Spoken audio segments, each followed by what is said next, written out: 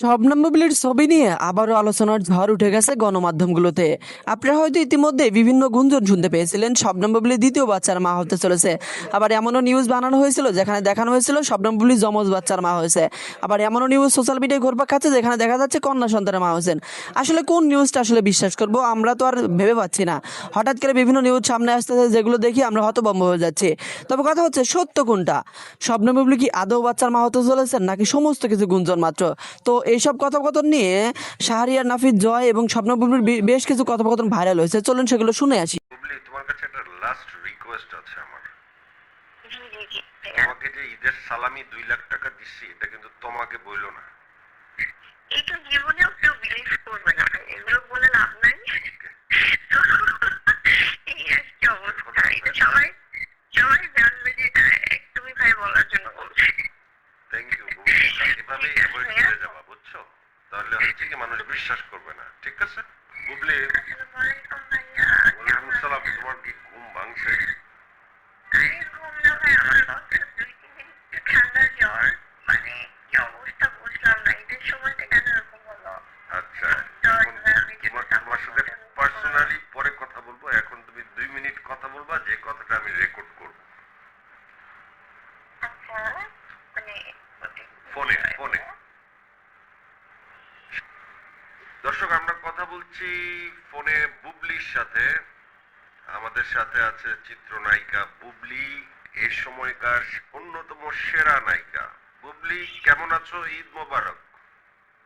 আসসালামু আলাইকুম ভাইয়া, ঈদ মোবারক। আলহামদুলিল্লাহ ভালো আছি। তুমি তো ফাটাই দিলা 7 নম্বর ফ্লোরে।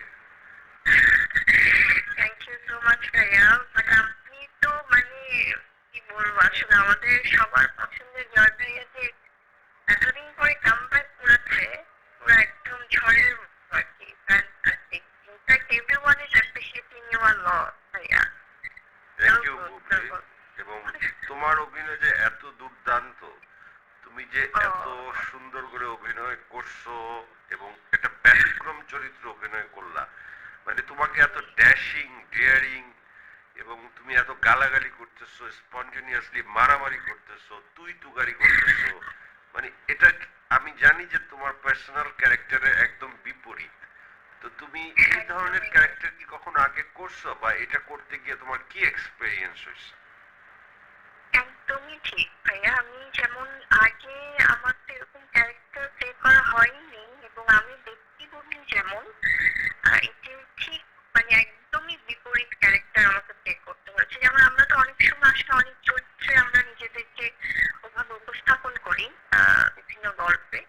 তো হয়তো কিছু না কিছু তো মিল থাকে, যে না একটু শান্ত থাকা, বা আমি পার্সোনালি যেমন একটু চুপচাপ থাকা, বা একটু বাসায় থাকা, বা শুটিং শেষ করে ব্যাক করা, মানে একটু খুব মোটামুটি গোছানো একটা লাইফ আসলে ট্রাই করি লিড করতে। আর এখানে যেটা হয়েছে 7 নম্বর ফ্লোরে, যে আমার সেই ক্যারেক্টারে আমি এসেছি সবার সামনে, এটা এতটাই বিপরীত যে আমার জন্য খুব চ্যালেঞ্জিং ছিল।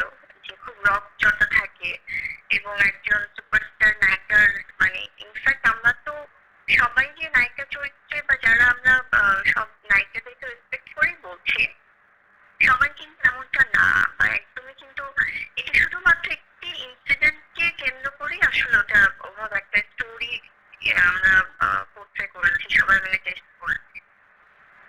তো সেই জায়গা থেকে এরকম রাগী ক্যারেক্টার বা রকচটা বা খুব ডেসপারেট, কিছুটা ফ্রাস্ট্রেটেড, বা একটু স্ল্যাং ইউজ করা, তারপর হচ্ছে যে স্মোক করা, আমি কখনোই স্মোক করিনি।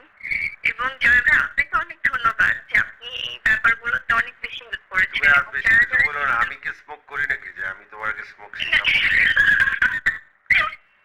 তো সেই জায়গা থেকে মানে অনেক সুন্দর করে আসলে পুরো টিম আমরা একটা ওভাবে সবাই মিলেই আসলে কোঅপারেট করার ফলে এত ভালো রেসপন্স পাচ্ছি সবাই।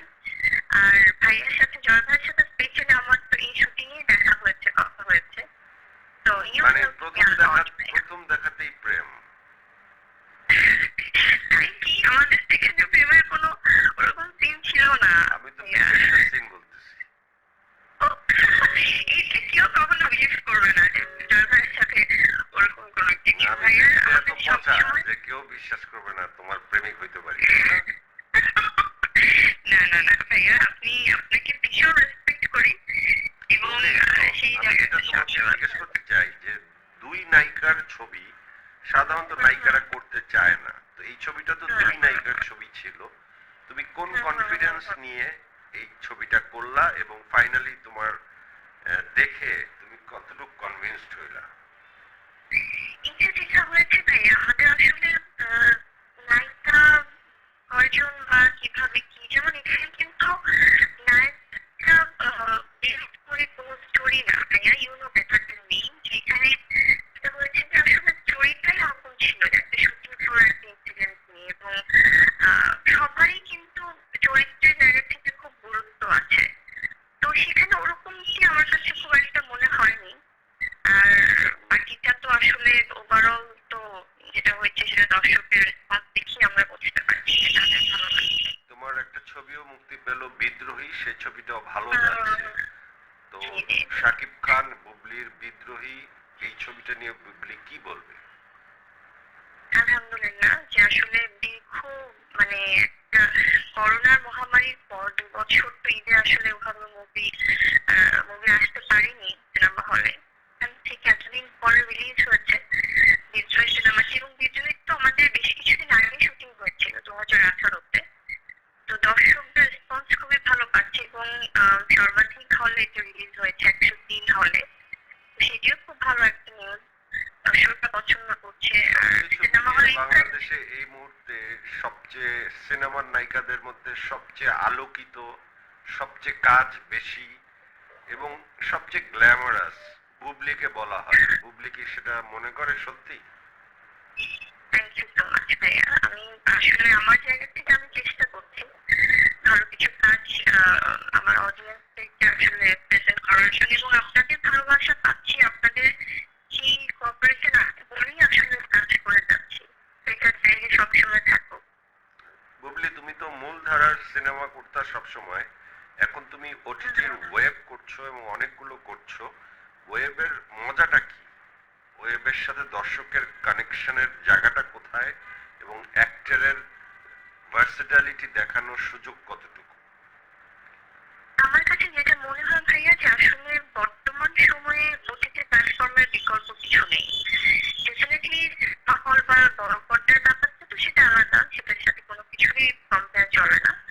কিন্তু স্পেশালি যদি আমরা লাস্ট অনেকদিন দেখি যে কোভিড-19 এর টাইমটাতে তো শুধু আমাদের বাংলাদেশে কেন, পুরো ওয়ার্ল্ড ওয়াইড অনেক বিগ বাজেটের অনেক অনেক মুভি আসলে ওটিটিতে রিলিজ হয়েছে। তো আমাদের দেশে এটা আমার মনে হয় যে যেভাবে প্র্যাকটিসটা শুরু হয়েছে এটা খুবই ভালো। আর ওটিটিতে কাজ করতে গিয়েও কিন্তু আমি একটু সময় নিয়েছিলাম। তো সেই সময়ের সাথে আসলে যেটা হয়েছে, আমার পার্সোনাল ছিল চরকি থেকে, চরকি ভিডিও স্ট্রিমিং প্ল্যাটফর্ম থেকে টান। তো টানটাকে সবাই খুব ভালোবেসেছিল এবং সেই ধারাবাহিকতায় কিন্তু 7 নম্বর ফ্লোরের সাথে আমাকে ওভাবে আমি নিজেকে ইনভলভ করেছি। টানের ফিল্ম রিলেটেড যে কোনো কাজে আমি থাকতে চাই ভাইয়া, সেটা ডাজন্ট ম্যাটার সেটা ওটিটিতে আসলো, কারণ ওটিটিতেও কিন্তু টিকিট কেটেই দেখছে অডিয়েন্স। এটা তো ইউটিউবের মতো এমন না যে ফ্রি দেখছে বা অন্য কোনো কিছু। বুবলির এ প্ল্যাটফর্মটা পর্যন্ত যত কাজ বুবলি করলো, যতগুলো সিনেমা করলো, বুবলির অভিনীত দুইটি প্রিয় সিনেমা ওটিটি এবং সিনেমা হল মিলিয়ে দুইটি কাজ, প্রিয় দুইটি কাজ এবং আল্লাহ, এটা বলা যাবে না ভাইয়া, এটা অনেকগুলো সবই কাজ প্রিয়। আছে যেটা সবই প্রিয় বলতে একটু কম প্রিয়, বেশি প্রিয় তো ডেফিনেটলি দুই আছে। একটা বেশি প্রিয় নাম বলো। কিন্তু এই মুহূর্তে বলতে গেলে তো আসলে এটা খুব ডিফিকাল্ট। তোমার এনার্জির উৎস কি? আমি তোমাকে অনেক দেখছি এনার্জেটিক, তুমি সকাল থেকে রাত পর্যন্ত খুবই খুবই মানে এনার্জি নিয়ে তুমি কাজ করো। সো এনার্জির উৎসটা কি? এনার্জির উৎস আমার হচ্ছে যে আপনাদের ভালোবাসা ভাইয়া, টু বি অনেস্ট। আমার কাছে মনে হয় যে যতদিন আপনারা আমাকে এভাবে সাপোর্ট করবেন বা আমার যে দর্শকরা আমাকে ভালোবাসে এবং কাজের প্রতি যে আমার আমার মনে হয় যে কিছুটা আমি ডেডিকেটেড, সেই জায়গা থেকে অটোমেটিক্যালি এনার্জিটা চলে আসে। বুবলির এগিয়ে যাওয়ার শক্তি কি? তার অভিনয় ক্ষমতা, সৌন্দর্য, নাকি অন্য নায়িকা নায়িকাদের এগিয়ে যেতে দেখলে বুবলি আরো সিরিয়াস হয়ে যায়? আমি আমার জায়গা থেকে আমি কখনোই আসলে আমি না অলওয়েজ আমার হয়তো বা এই অল্প সময়ের ক্যারিয়ারে সবাই কিছুটা হলেও হয়তো লক্ষ্য করেছে যে আমি স্পেশালি আমি আমার জায়গাটাতে আমি আমার কাজটাকে কিভাবে বেটার করব, বা আমি আমার কতটুকু ফাইন টিউন করছি, বা কতটুকু কাজের জায়গাটাতে আমি সিরিয়াসলি কাজ করছি, সেই জায়গাগুলোতে আমি ফোকাস দিতে চেষ্টা করি আসলে। তুমি ভেরি মাচ ফোকাসড বুবলি। তোমার সাথে কথা বলে অনেক ভালো লাগলো। Thank you very much. সেটেও আমরা অনেক কিছু শেয়ার করেছি এবং তুমি আসলে মানুষ হিসেবে অনেক ভালো। So I am very thank happy. You ভাই, এবং আপনি থ্যাংক ইউ সো মাচ ভাই, এবং আপনি অ্যাজ আ মেন্টর আমাকে আসলে অনেক আপনার এক্সপিরিয়েন্স থেকে, because you are working for so long successfully, আপনি যেই সেক্টরেই কাজ করেছেন, আপনি অভিনয়েও সাকসেসফুল ছিলেন অনেক বেশি, আপনি অ্যাঙ্করিং করছেন সেখানেও you are doing so good. So আপনার অভিজ্ঞতা থেকে আপনি অনেক কিছু আমাকে বলেছেন, শেয়ার করেছেন। শুটিং ফ্লোরে আমরা যতটুকুই সময় পেয়েছি শুটিং এর মাঝে, তো থ্যাংক ইউ সো মাচ ভাই, অনেক কিছু শিখেছি আপনার কাছ বুবলি, থেকে। তোমার সম্পর্কে লাস্ট একটা প্রশ্ন, যে তোমাকে নিয়ে সবচেয়ে বড় একটা রিউমার যেটা সত্য না, সেটা কি? আমার সম্পর্কে আসলে রিউমার গসিপিং এটা তো থাকবেই, আর এটা না থাকলে তো আর ওভাবে তো ফিল্মের মধ্যে এটা সব রিউমার মিথ্যা, থাকবে। সব রিউমার তো মিথ্যা। মিথ্যা কি সত্য, এটা নিয়ে আরেকদিন কথা বলবো, কারণ ওটা বলে ফেললে তার ওই গসিপিংটা মানে তাহলে আমার হয়ে গেল। স্পেশাল বুবলি শোটা নষ্ট হয়ে যাবে। সো আমি স্পেশাল বুবলি শো নষ্ট করতে চাই না। এই আমরা একদমই। 7 নম্বর ফ্লোর দেখবার জন্য আমি এবং বুবলি Exactly. আপনাদের সবাইকে আমাদের দুইজনের পক্ষ থেকে এবং আমার পুরো টিম মেম্বার তমা মির্জা, রায়হান রাফি, রাজ মেনিয়া সবাইকে নিয়ে এই ছবিটি আপনাদের দেখবার জন্য অনুরোধ করছি ওটিটি প্ল্যাটফর্ম চরকিতে। Bubly, thank you. দর্শককে লাস্ট কিছু বলো।